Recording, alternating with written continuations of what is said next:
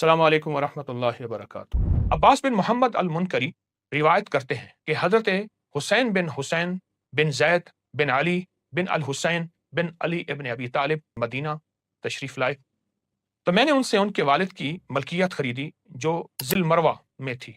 हमें ज़रूरत पेश आई कि एक कासिद रवाना करें जो कीमत वसूल करे। वो इलाके के अंदर था, लेकिन कासिद ने जाने से इनकार किया। मैं वहां नहीं जा सकता, वो रास्ता बहुत खतरनाक है, वो लोग जान से मार देते हैं।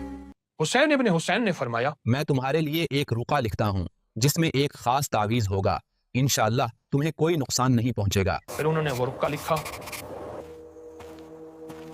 और कासिद ने उसे अपनी थैली में रख लिया, यानी वो तावीज लिखा। कुछ देर न गुजरी थी कि कासिद सही सालिम वापस आ गया। मैं उन लुटेरों के पास से गुजरा, मगर उनमें से किसी ने मेरी तरफ आंख उठाकर भी नहीं देखा। जहां लोग जाते थे और वापस नहीं आते थे। इस तावीज की बरकत से कहते हैं कि उन्होंने आंख उठा के नहीं देखा। तो हुसैन इब्न हुसैन ने फरमाया, कभी ऐसा होता है कि जब मैं काफिले में निकलता हूँ तो उन पर हमला किया जाता है, मगर मैं महफूज रहता हूँ क्योंकि मेरे साथ ये तावीज होता है। फिर फरमाया, ये तावीज उस चीज से बेहतर है जिसकी तुमने कीमत चाही थी। ये तावीज जाफर बिन मोहम्मद बिन अली बिन अल हुसैन यानी इमाम जाफर सादिक ने अपने वालिद से रिवायत किया। उन्होंने अपने दादा से, उन्होंने हजरत अली इब्न अबी तालिब से, और ये भी फरमाया ये वो तावीज है जिसके जरिए अंबिया करम अलैहिस्सलाम फिरौनों के शर से महफूज रहे थे। अल्लाह। इस तावीज के अल्फाज आप गौर से देखें, ये आप स्क्रीन पर पढ़ रहे हैं, ये असल तावीज यही है। ये तावीज सिर्फ रखने का है, देखने का है।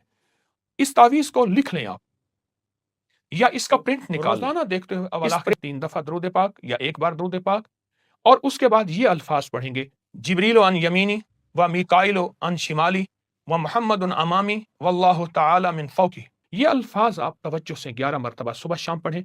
इसका सवाब अंबिया अहले बैत सहाबा की अरवाह को हदिया करें। जो इस तावीज को लिखकर अपने पास रखेगा उसके क्या फायदे होंगे? नंबर 1, जान और माल की हिफाजत। नंबर 2, ईमान की हिफाजत। नंबर 3, हादसात से हिफाजत।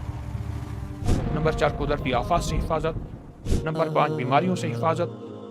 नंबर 6, जादू जिन्नात से हिफाजत। नंबर 7, नजर-ए-बद से हिफाजत। नंबर 8, शैतानों और नफ्स के शर से हिफाजत। नंबर 9, दुश्मनों, जालिमों और हासदों से हिफाजत। नंबर 10, औलाद की सेहत और सलामती। नंबर 11, मूजी जानवरों से हिफाजत। नंबर 12, मुश्किल वक्त में अल्लाह की खास मदद, अल्लाह की खास रहमत इस तावीज में है। बहुत ताकतवर किताबों की सनदों के साथ ये तावीज आपकी खिदमत में पेश कर रहा हूँ। इसको जिंदगी में अपने पास रखें, इसको देखें, इसको लिखें, रोज देख के इसको सामने रख के अल्फाज पढ़ें, जिंदगी का साथी बनाएं।